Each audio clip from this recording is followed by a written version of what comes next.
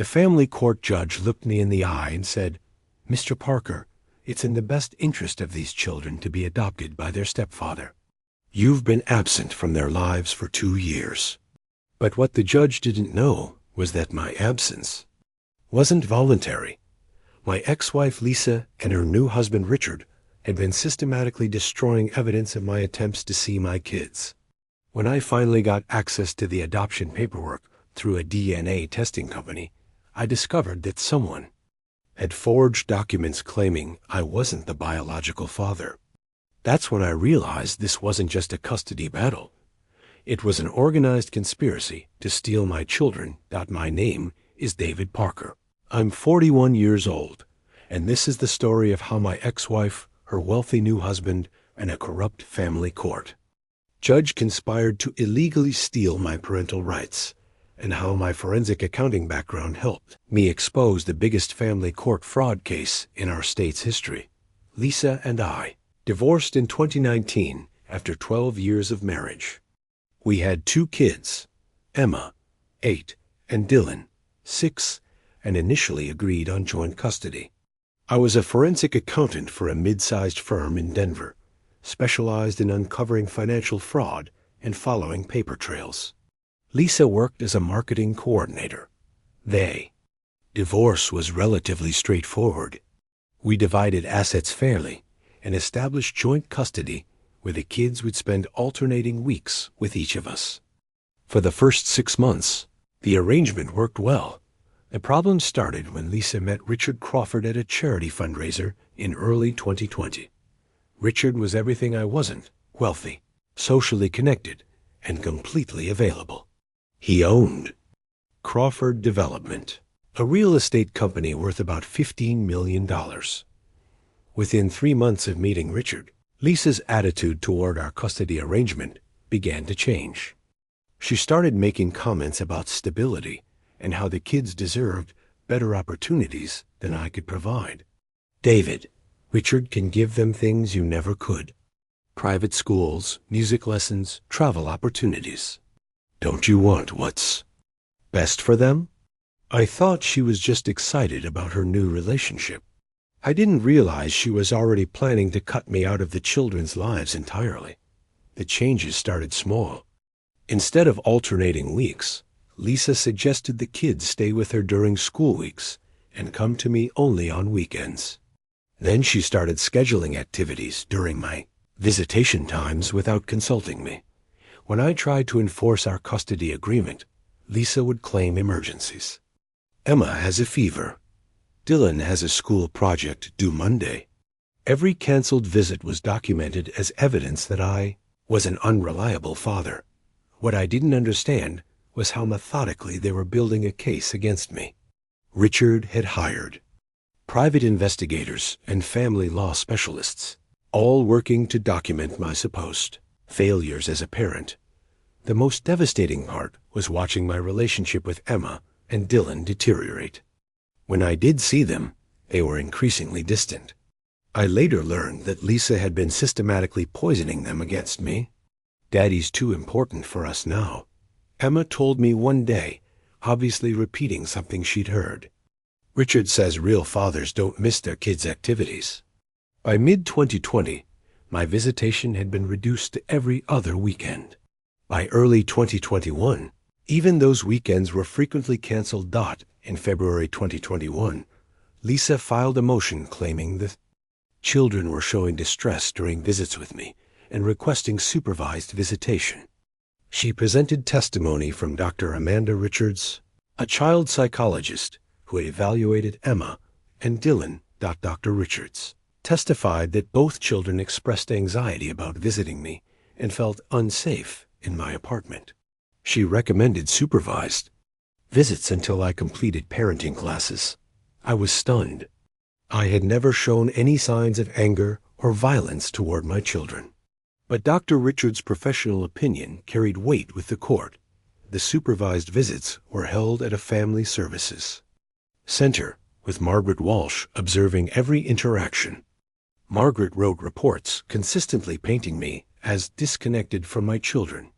What I didn't know then was that Dr. Richards was being paid $8,000 for what should have been a $2,000 evaluation, and Margaret was receiving $15,000 over 6 months for supervision that typically paid $5.00 in March 2021.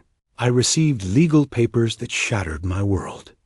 Lisa and Richard were petitioning for Richard to adopt Emma and Dylan, permanently terminating my parental rights. The petition claimed I had abandoned my children for 18 months, repeatedly failed to pay child support, and that the children were afraid of me.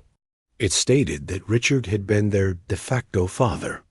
I hired the best family law attorney I could afford, but the case was assigned to Judge Margaret Hoffman, who had a history of favoring wealthy households over biological parents she deemed problematic. During hearings, Lisa testified that I had repeatedly failed to show up for visitation.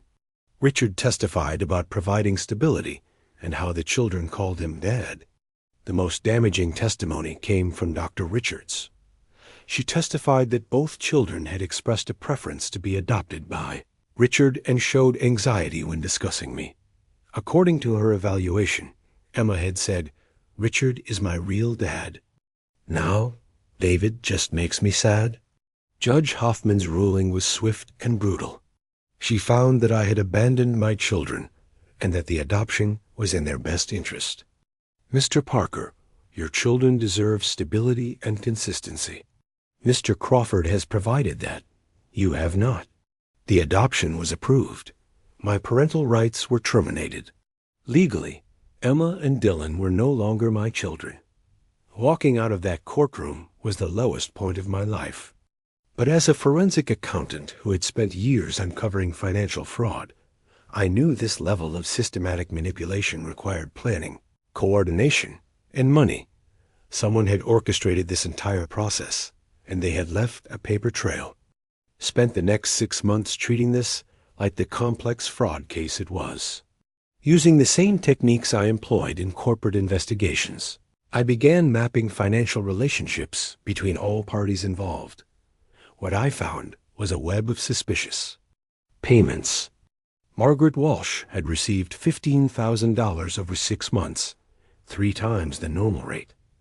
Dr. Richards had been paid $8,000 for a $2,000 evaluation. Most suspicious were payments from Richards' company to Family Advocacy Services, $50,000 over the course of my custody battle. I traced Family Advocacy Services and discovered it was owned by Judge Hoffman's brother-in-law.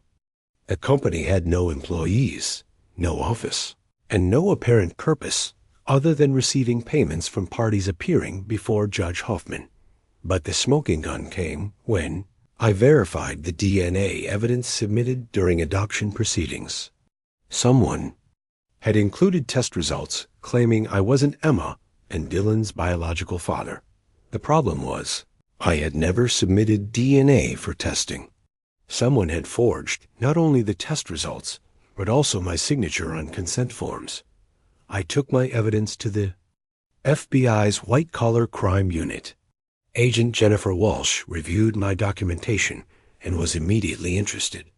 "Mr. Parker, this appears to be organized fraud involving judicial corruption, document forgery, and conspiracy to deny constitutional rights." The FBI investigation moved quickly. They found that Judge Hoffman had received over $200,000 in consulting fees from companies connected to Richard Crawford over 3 years. The fake DNA results were traced to a lab technician who had been paid $25,000 to create fraudulent documentation. Dr. Richards admitted to accepting bribes for predetermined evaluations. Most damning was evidence on Richard's computer showing detailed planning of the entire scheme. Email chains discussed removing the biological father from the equation and ensuring adoption proceeds without complications. The criminal charges came down like dominoes. Judge Hoffman was sentenced to 8 years in federal prison. Richard Crawford received 12 years. Lisa pleaded guilty and received 3 years probation. Dr. Richards lost her license and received 2 years. Margaret Walsh received 18 months. The DNA lab technician received 3 years. The adoption was immediately voided. My parental rights were restored. Emma and Dylan came home. The reunion wasn't easy. They had been systematically turned against me for 2 years. Rebuilding our relationship required patience, family therapy, and time. But slowly, Emma started asking about our Saturday morning pancake traditions. Dylan began requesting help with homework again. They started calling me Dad instead of David. The civil lawsuit resulted in a $4.2 million settlement securing their college educations and compensating for emotional trauma. Today, Emma is 11 and Dylan is 9. They spend equal time with me and Lisa, who has worked to repair the damage she caused. They're thriving and understand that love and truth eventually triumph over lies. The case led to major reforms. All adoption. Proceedings now require independent DNA verification.